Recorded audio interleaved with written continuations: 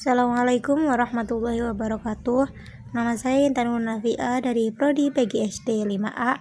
Saya ingin mempresentasikan atau menjelaskan mengenai teknik penilaian tes dan non-tes untuk memenuhi tugas mata kuliah evaluasi pembelajaran di SD.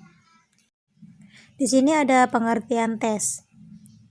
Definisi pengertian tes yaitu sejumlah pertanyaan atau tugas yang direncanakan untuk memperoleh informasi tentang tindakan atau atribut pendidikan atau psikologi yang mempunyai jawaban atau ketentuan yang dianggap benar. Selanjutnya ada pengertian non-tes. Nah, di sini pengertian non-tes yaitu penilaian atau evaluasi hasil belajar peserta didik yang dilakukan dengan tanpa menguji peserta didik, melainkan dilakukan dengan pengamatan secara sistematis atau observation melalui wawancara atau interview, menyebarkan angket, dan memeriksa atau meneliti dokumen-dokumen. Ini menurut Ana Sudiono tahun 1996. Di sini ada beberapa jenis tes. Yang pertama dari segi pelaksanaannya, yang kedua dari segi bentuk soal dan kemungkinan jawabannya, dan yang terakhir yaitu dari segi fungsi tes di sekolah. Saya akan menjelaskan dari segi pelaksanaan.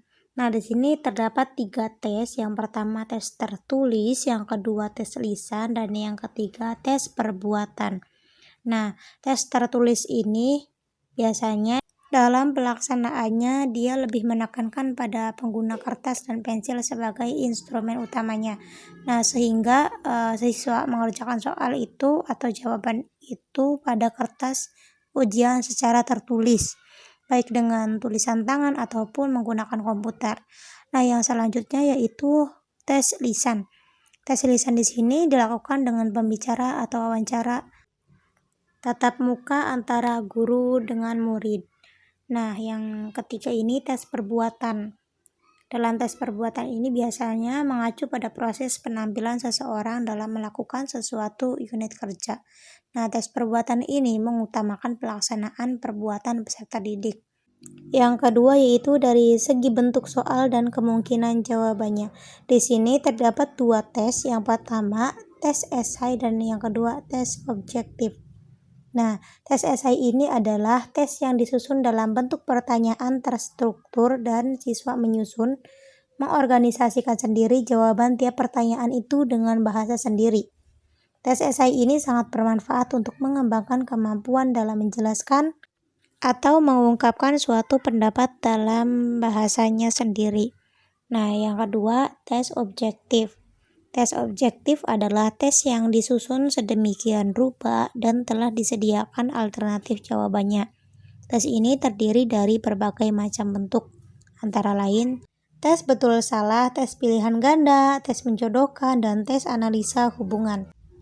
Yang ketiga yaitu dari segi fungsi tes di sekolah. Nah, di sini ada 4 tes. Yang pertama tes formatif, yang kedua tes sumatif, yang ketiga tes penempatan, dan yang keempat tes diagnostik. Nah, saya akan menjelaskan tes formatif. Di sini tes formatif yaitu tes yang diberikan untuk monitor kemajuan belajar selama proses pembelajaran berlangsung. Tes ini diberikan dalam tiap satuan unit pembelajaran. Manfaat tes formatif bagi peserta didik untuk mengetahui apakah peserta didik sudah menguasai materi dalam tiap unit pembelajaran merupakan penguatan bagi peserta didik. Lalu, merupakan usaha perbaikan bagi siswa karena dengan tes formatif peserta didik mengetahui kelemahan-kelemahan yang dimilikinya. Dan peserta didik dapat mengetahui bagian dari bahan yang mana yang belum dikuasainya. Tes yang kedua yaitu tes sumatif. Tes sumatif ini diberikan dengan maksud untuk mengetahui penguasaan atau pencapaian peserta didik dalam bidang tertentu. Tes sumatif ini biasanya dilaksanakan pada tengah atau akhir semester. Tes yang ketiga yaitu tes penempatan. Nah, tes penempatan ini adalah tes yang diberikan dalam rangka menentukan jurusan yang akan dimasuki peserta didik atau kelompok mana yang paling baik ditempati atau dimasuki peserta didik dalam belajar. Tes terakhir yaitu tes diagnostik. Nah, tes diagnostik ini adalah tes yang digunakan untuk mendiagnosis penyebab kesulitan yang dihadapi seseorang baik dari segi intelektual, emosi, fisik, dan lain-lain yang mengganggu kegiatan belajarnya. Selanjutnya jenis-jenis non-tes. Nah, di sini ada 4 jenis non-tes. Yang pertama observasi, yang kedua wawancara, yang ketiga angket, dan yang keempat meneliti dokumen. Nah, observasi.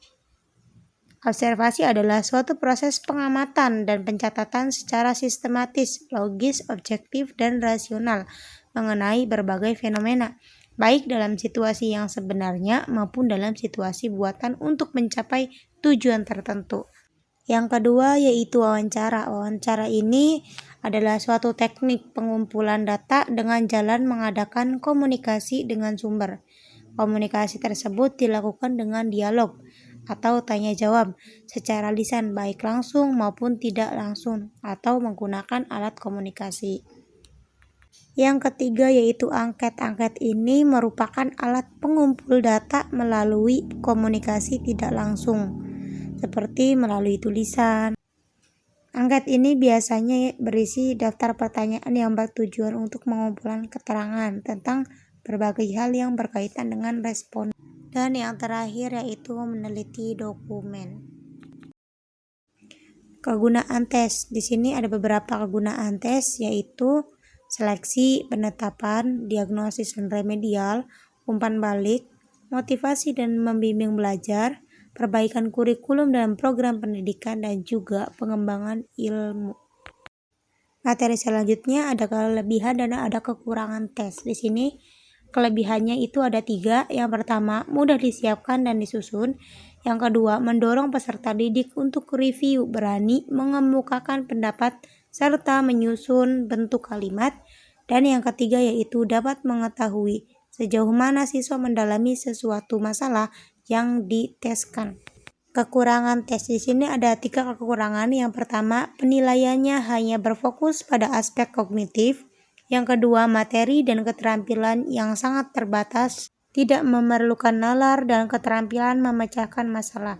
Yang ketiga yaitu tidak menilai dan menerapkan secara langsung dalam dunia nyata untuk menyelesaikannya. Kelebihan non-tes dan kekurangan non-tes. Di sini kelebihan non-tes itu ada 3. Yang pertama, mengukur kemampuan siswa secara langsung dengan tugas-tugas real dalam proses pembelajaran. Yang kedua, penilaian etentik yang menilai keterampilan dan pemahaman dengan menilai secara langsung kinerja siswa dengan pengaturan yang alami. Dan yang ketiga yaitu dengan menggunakan non-tes, guru bisa menilai siswa secara komprehensif, bukan hanya dari aspek kognitif saja, tetapi juga afektif dan psikomotornya. Selanjutnya kekurangan non-tes. Di sini ada 1 kekurangan yaitu penggunaan non-tes untuk menilai hasil dan proses belajar masih sangat terbatas jika dibandingkan dengan penggunaan alat melalui tes dalam menilai hasil dan proses belajar. Materi selanjutnya yaitu etika tes. Di sini ada 4 etika. Yang pertama, keberhasilan hasil tes. Yang kedua, keamanan tes. Yang ketiga, interpretasi hasil tes. Dan yang terakhir, penggunaan tes. Hasil tes hanya dapat disampaikan ke orang lain apabila ada izin dari yang bersangkutan dan juga ada tanda-tanda yang jelas bahwa hasil tes tersebut menunjukkan gejala yang membahayakan dirinya atau orang lain. Yang kedua, keamanan tes merupakan alat pengukur yang hanya dapat digunakan secara profesional. Dengan demikian, maka tes tidak dapat digunakan di luar batas-batas yang ditentukan oleh profesionalisme pekerjaan guru.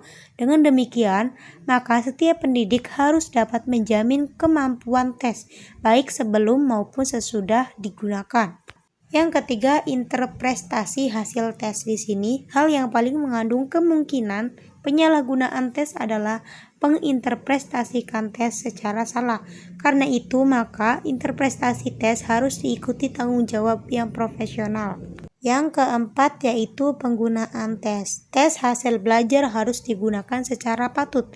Bila tes merupakan tes baku, maka tes tersebut harus dilaksanakan menurut ketentuan yang berlaku bagi pelaksanaan tes baku tersebut. Jadi kesimpulannya, tes ini adalah sebuah pertanyaan atau tugas yang direncanakan untuk memperoleh informasi tentang tindakan atau atribut pendidikan atau psikologi yang mempunyai jawaban atau ketentuan yang dianggap benar. Sedangkan non-tes adalah dengan teknik non-tes, maka penilaian atau evaluasi hasil belajar peserta didik dilakukan dengan tanpa menguji peserta didik, melainkan dengan melakukan pengamatan secara sistematis atau observation, melakukan wawancara atau interview, menyebarkan angket, dan memeriksa atau meneliti dokumen-dokumen. Mungkin segitu saja materi dari saya, kurang dan lebihnya mohon maaf. Wassalamualaikum warahmatullahi wabarakatuh.